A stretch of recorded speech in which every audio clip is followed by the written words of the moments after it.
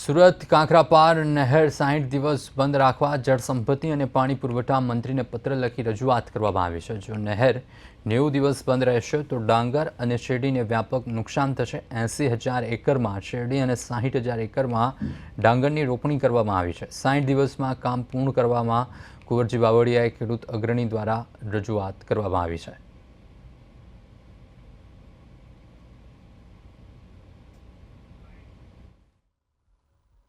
તો ઉનાળુ ડાંગર બનાવે છે લગભગ 60 થી 70,000 એકરમાં આ ઉનાળુ ડાંગર બને છે અને મુખ્ય પિયત વ્યવસ્થા આ જળાશયની છે।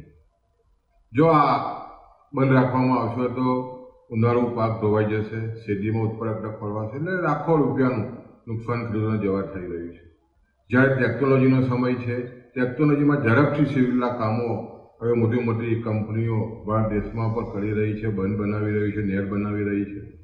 ત્યારે અમારા તરફથી ખેડૂતો વતી પાણી પુરવઠા અને નહેર વિભાગના જે મંત્રી છે એમને અમે રજૂઆત કરી છે।